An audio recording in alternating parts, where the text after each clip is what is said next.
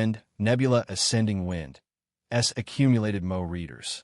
As usual, give the capitalist boss a cup of tea. Insert. PS2.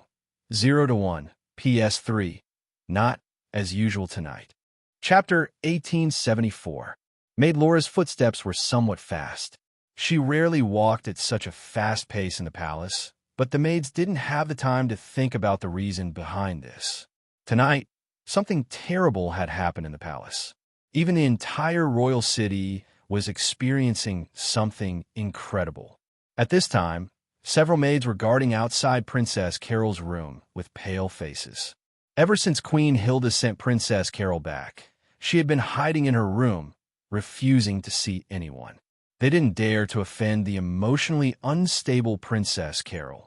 Even the servants and guards in the palace didn't dare. Lady Laura, great, you're finally back. Where's the princess? She's in her room. She hasn't moved for quite some time. We didn't dare to disturb her.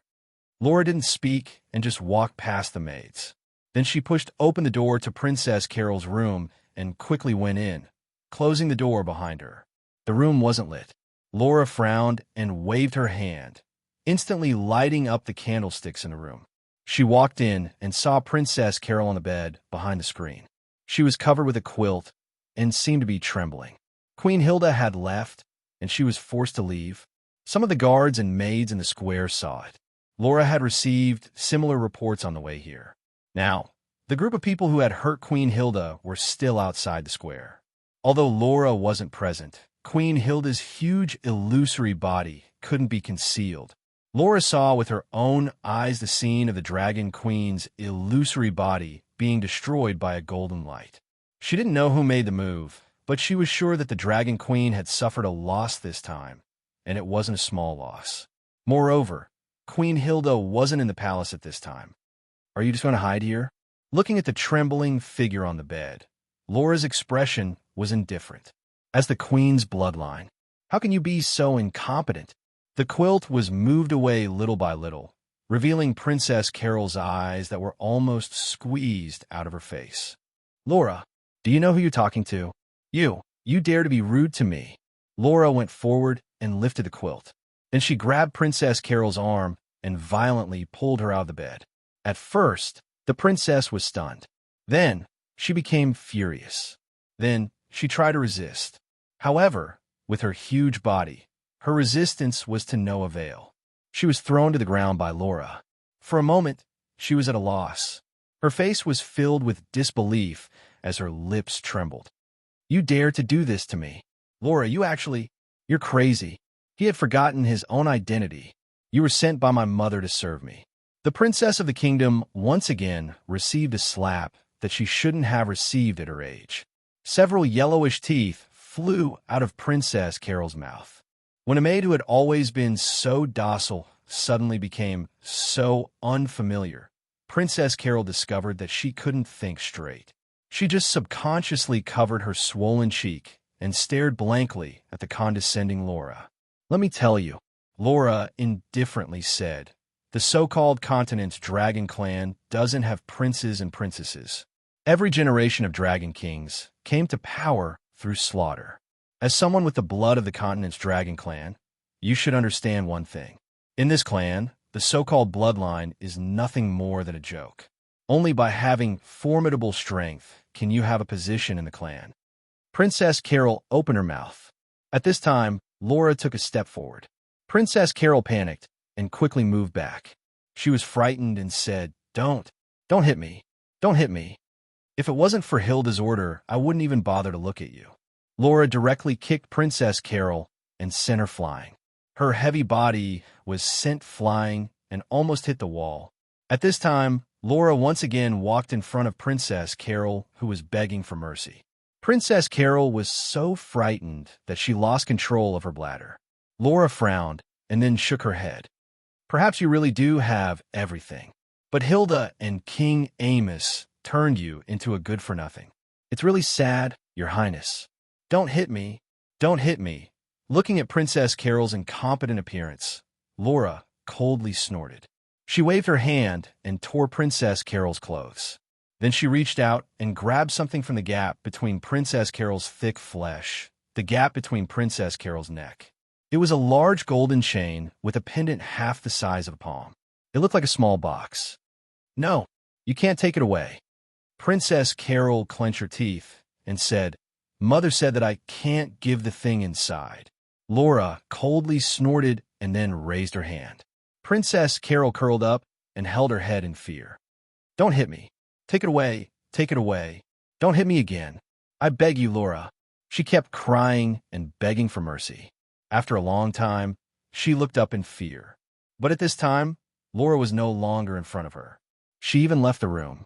Princess Carol couldn't help but become absent-minded. Then her ugly face distorted. She grabbed a handful of gravel on the ground and crushed it. You dare hit me. You dare hit me. I won't let you go. I won't let you go. But at this time, Laura, who should have left, suddenly appeared in front of Princess Carol. The princess, whose expression was already distorted, moved her lips at this moment. Suddenly, her eyes rolled back, and she fell to the ground with a bang. She had actually fainted from fright. Laura couldn't help but frown as she looked at the princess, who should have had the noblest bloodline in the world, but had been forcibly raised into a waste. Do your parents really love you? After staring for a moment, Laura slowly exhaled. Then she directly lifted Princess Carol's heavy body. She had obtained the key from Princess Carol. And because Queen Hilda had been driven away, this matter was much easier to accomplish. However, besides the key, Wally also needed something else. Elna's kingdom's royal bloodline. Other than the Yamos king, Princess Carol was the only remaining member of the royal bloodline. She thought that Wally would need this waste princess. Soon, I will leave this world. Tang Tianlin felt that he hadn't been unconscious for a long time. When he woke up, he saw that he was in a very bad situation. He didn't even know where he was right now. He was probably in a secret room, similar to a cellar. It was dark, but he could still see. On the walls of the secret room, there were numerous strange symbols that emitted a dark red light. He was lying in the center of the secret room. His hands, feet, waist, and even neck were surrounded by a halo made of energy, firmly confining him to the floor. With him as the center, the entire floor of the secret room flashed with the strange blood-colored symbols that were connected to the walls. Right now, Queen Hilda was standing in front of him. This bewitching, seductive, and peerlessly beautiful dragon queen had even taken off all of her clothes. You woke up earlier than expected. Queen Hilda smiled at Tang Tianlin. I wanted you to wake up in bliss, but it seems that you can't wait. What do you want to do to me? Tang Tianlin asked calmly. The layout of this secret room and Queen Hilda's current appearance made Tang Tianlin unable to help but think that this was a preparation for some evil ritual. I want your heart of the sanctuary. Queen Hilda chuckled. It can make me stronger. Tang Tianlin was startled and hurriedly said, You are the dragon queen of the continent. You are already the most powerful existence in this world. Do you still need this thing? The sanctuary is a threat. Queen Hilda slowly sat on Tang Tianlin's body. Her fingers even gently scratched on Tang Tianlin's chest, leaving bloody marks. The pain penetrated into his bones. Tang Tianlin couldn't help but cry out in pain. Of course, I don't care about half of the sanctuary. Only those who have the heart of the sanctuary are trouble. Hilda retracted her finger and licked the blood on her fingertip. I'm very experienced. When I extract your sacred heart, not only will it not make you cry, but it will also make you feel a bliss you've never felt before. My sweat glands can secrete a special liquid. Through it, your feelings will be synchronized with mine. You can experience double the pleasure. Fuck. The chessboard's hint is for me to defeat this lewd woman on the battlefield of spirit and desire. A messy dragon queen? He didn't have time to think about this. At this moment, a strange fragrance wafted into his nose. Suddenly, a feeling he had never felt before filled his nerves. It was as if he had two bodies at this moment. The blood-red symbols on the walls and floor even came to life. Like insects, they crawled onto Tang Tianlin's body little by little. Queen Hilda sat down completely at this time. At this moment, she raised her head and pressed her hands on Tang Tianlin's chest. In an instant, her satisfied gasps resounded in the secret room. That damned old woman. I'll be back. I'll be back for you right away. As long as this queen is willing to release the power to destroy this world. Tang Tianlin almost couldn't hear what the Dragon Race Empress was saying. His mind was currently buzzing and completely blank. Wave after wave of strange sensations washed over him, making it almost impossible for his body to resist. His pupils began to contract, his muscles began to wither, and his hair began to turn gray. A black gold ball of light slowly flowed out from his chest that was filled with blood. Queen Hilda became even crazier at this time. Her evil laughter was especially loud in this small secret room. At the last moment of your life, I allow you to bid farewell to your short life. Queen Hilda lowered her head at this time, the smile on her face growing wider. But at this time, Queen Hilda saw Tang Tianlin's left arm. Under her devouring, not only was Tang Tianlin's left arm not affected in the slightest, it was even faintly changing. Tang Tianlin was unaware of this change at this time. His eyes were completely scattered. His mind was completely blank. Suddenly, he raised his left arm and punched Queen Hilda directly, sending her flying and crashing into the wall of the secret room. Queen Hilda, who was caught off guard, was not only shocked, but the blow to her chest actually made her innards churn. This punch was even more terrifying than Moses' sword. At this time, with the push of his left arm, Tang Tianlin's body slowly floated up and then stood upright. Queen Hilda looked at the scene in front of her in disbelief. She saw Tang Tianlin's eyes, but these were not the eyes that Tang Tianlin should have. At this time, Tang Tianlin's body was still withered. Only his left arm was solid and full of vitality. Suddenly, the left arm swung out and directly grabbed Queen Hilda from the void. The queen's neck was tightly held at this time. No matter how she struggled, she could only feel a terrifying force completely sealing her body. Not only that, the power she stole from Tang Tianlin even crazily flowed back to Tang Tianlin. Even the real origin power that should have belonged to her was violently taken away by this left arm at this time. Gradually, wrinkles appeared on the dragon queen's body. Her hair began to gray, and her body gradually became thinner. At this time, Queen Hilda helplessly and powerlessly grabbed the left hand that was holding her throat, terrified. "Who are you? Who are you?" She did not get an answer. Like a flood, the power that was originally released quickly flowed out together with her consciousness. After an unknown period of time, the left hand that was holding the dragon queen suddenly loosened, and Queen Hilda directly fell to the ground like mud. At this time, Tang Tianlin's left arm was hanging down, and he was still standing expressionlessly.